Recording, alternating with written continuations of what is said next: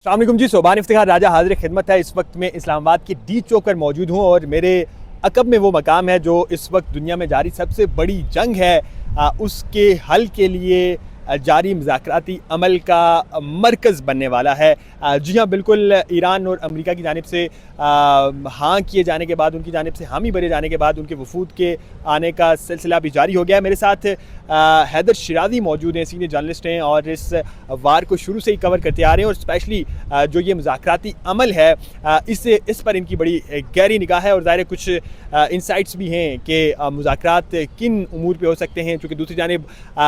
Israel की जानिब से लबनान पर हमले जारी हैं और कहीं ये हमले मुज़ाकरात के इस तमाम तर अमल को सबूताज न कर दें। इन तमाम तर पहलुओं पर बात करते हैं। हैदर, सबसे पहले आपका शुक्रिया। सबसे पहले हमारे नाज़रीन के लिए ये बताएं कि एक तो खबर ये चल रही है कि JD Vance जो कि अमेरिकन वाइस प्रेसिडेंट हैं, उनकी आमद से कबल उनका अमला इस्लामाबाद पहुंच चुका है और उनके अमले के अलावा जो 100 के करीब जो शेवलेट क्रूज़ हैं ज़ाहिर जिस पे प्रेसिडेंट या फिर वाइस प्रेसिडेंट ट्रैवल करते हैं वो भी पहुंचाई गई हैं। तो इस वक्त तक कौन कौन पहुंचा है, क्या वाकई गाड़ियाँ आई हैं या दीगर क्या क्या मामला जो वो इस वक्त हो रहे हैं? देखिए, इस वक्त अमरीकी सदर तो नायब सदर पाकिस्तान यहाँ इंटर तो नहीं हुए। यहाँ मुज़ाकराती अमल का आगाज़ थोड़ी देर में ही होना है जब वो पाकिस्तान पहुँचेंगे और उसके बाद याद रहे कि अदम एतमाद इतना है अमरीका और ईरान का आपस में कि जंग तो नज़र आ रही है, लेकिन उसके बावजूद ईरानी वफ़द उस वक्त पाकिस्तान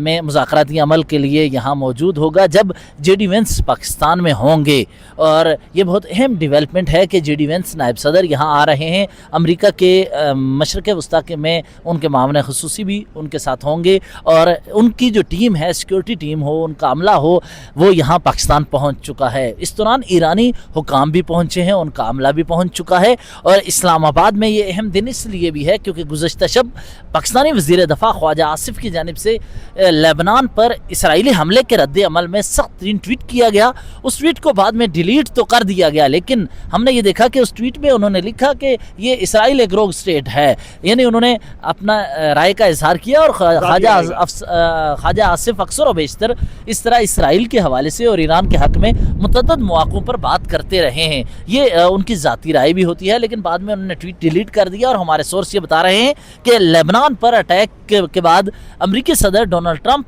वो बहुत ज़्यादा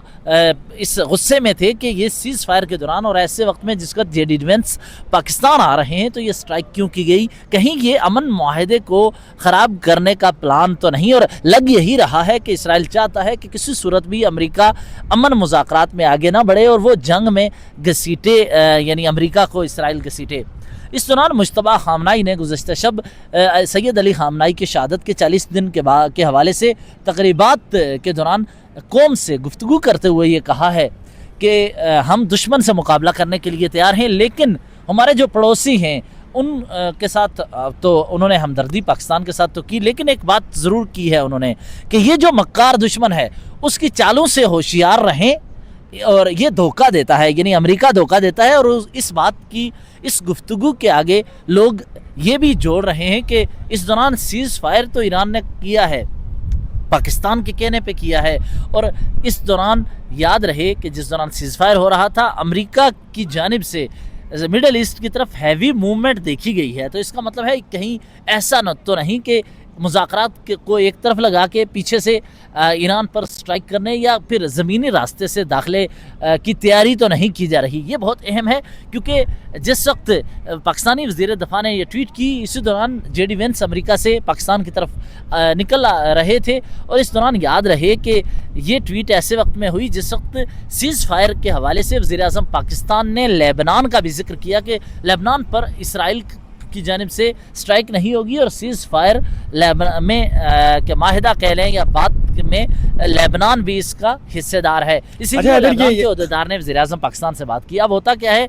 जो ही लेबनान पे अटैक हुआ तो ईरानी ऑफिशल्स ने 3 हाईएस्ट ऑफिशल्स जो वफ्द में शामिल हैं उन्होंने भी ये कहा है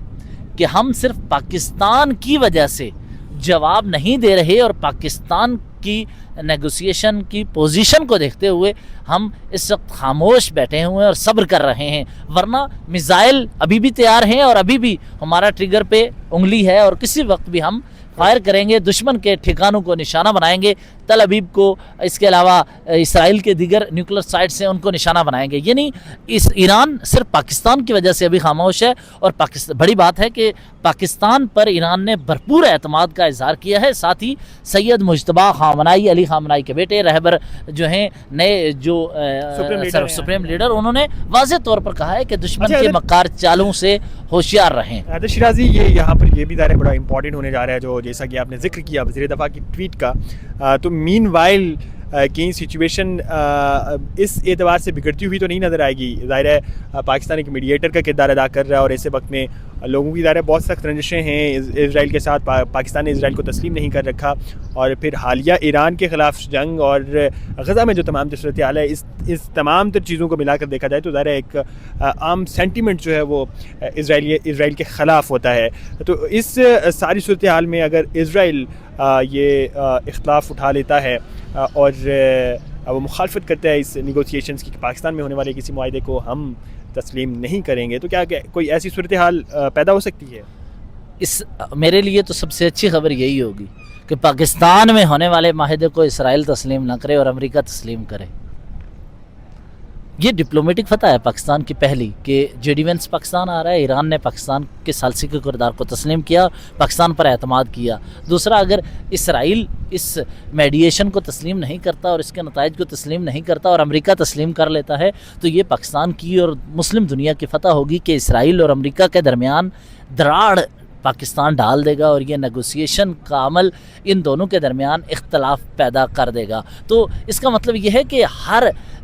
سفارتی موو کے دوران اپنے فائدے کو بھی دیکھا جانا چاہیے, اور اگر اسرائیل تسلیم نہیں کرتا پاکستان اور جے ڈی وینس کے ڈیسیژن کو, تو اس کا مطلب یہ ہے کہ اسرائیل آئسولیشن کی طرف خود جانے چاہ رہا ہے. اور دوسرا میں بتاؤں, اسرائیل کے سابق وزیر اعظم اور موجودہ اپوزیشن کے لیڈر کی جانب سے گزشتہ روز کہا گیا کہ بنجامن نیتن یاہو نے اسرائیل کو تنہائی کی طرف دھکیل دیا ہے اور اسرائیل کو تباہی کے دہانے پر وہ لے آیا ہے. اس دوران اتوار سے اب نیتن یاہو کے خلاف وہاں کی سپریم کورٹ میں باضابطہ جو کیسز ہیں ان کا ٹرائل کا آغاز ہوا چاہتا ہے. تو لہٰذا امریکہ میں اس حد تک امریکی صدر ڈونلڈ ٹرمپ پہ پریشر ہے کہ ان کی اہلیہ گزشتہ شب ہی ایپسٹین فائلز کے حوالے سے خود آئی اور کہا کہ میرا اس سے تعلق نہیں ہے. تو ان پہ بھی پریشر ہے, پریشر اتنا کہ ان کی بیوی بھی اب سامنے آ کے خود کو اس معاملے کو جسٹیفائی کرنے کی کوشش کر رہی ہیں. لیکن اس وقت پاکستان کا کردار بہت اہم ہے اور ایران کا اعتماد. اس سے پہلے یہ اس تمام سے سچویشن کے متعلق الزام بھی ٹرمپ پہ عائد ہوتا رہا ہے کہ ایپسٹین فائل سے لوگوں کی توجہ ہٹانے کے لیے, امریکن کی توجہ ہٹانے کے لیے انہوں نے یہ تمام تر سلسلہ شروع کر رکھا ہے. لیکن اس گفتگو کے کنکلوژن کی جانب بڑھتے ہوئے ہمیں حیدر ہمارے ناظرین کے لیے بتائیے گا کہ آخر کتنا لمبا یہ مذاکراتی عمل جاری رہ سکتا ہے, چونکہ جو 2 ہفتے کا ٹائم ہے وہ غالباً کتنی تاریخ کو پورا ہو رہا ہے؟ دیکھیں 2 ہفتے ابھی تو تقریباً کچھ 10 دن تو ہیں نا, 8-10 دن. اب 10 دن کے اندر بہت ساری ڈیولپمنٹ ہو جائیں گی, اور امکان یہ ظاہر کیا جا رہا ہے کہ پہلے 4 دن کے اندر ٹاکس ہو جائیں گی. لیکن میں آپ کو پھر بتا دوں کہ جس وقت دوحہ میں قطر میں امریکہ اور افغانستان کے درمیان ٹاکس ہوئی تھی, تو وہ مذاکراتی عمل طویل تھا. اس مذاکراتی عمل میں امریکہ کا کردار تھا, امریکی نمائندے تھے, افغانستان کے نمائندے تھے, وہ جاتے رہے ہیں. تو یہ چند ماہ تک بھی یہ سفر چل سکتا ہے. اور پہلی کامیابی پاکستان کی یہ تھی کہ سیز فائر کروانا, دوسری کامیابی یہ تھی کہ لبنان کو اس